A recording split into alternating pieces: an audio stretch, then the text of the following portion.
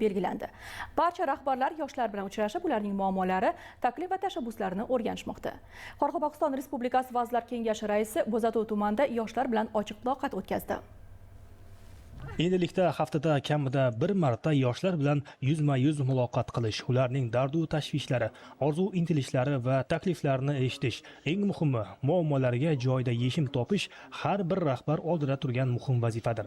Albatta, bu mamlakat va yoshlar o'rtasidagi muloqotni mutlaqo yangi bosqichga olib chiqmoqda. Ushbu ezgu maqsadlarning ijrosini ta'minlash yo'lida Qoraqalpog'iston Respublikasi Vazirlar Kengashi raisi Bo'zatov tumanida yoshlar bilan ochiq muloqot o'tkazdi.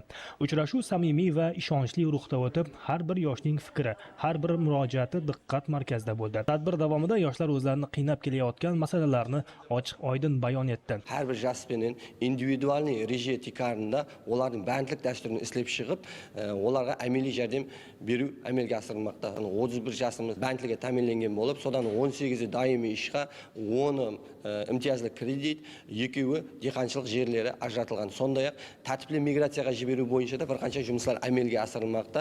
Eng muhimi, bironta murojaat e'tibordan chetda qolmadi. Har bir masala atroflicha ko'rib chiqilib, uni hal etish bo'yicha mutasaddi tashkilot rahbarlariga aniq va manzilli topshiriqlar berildi.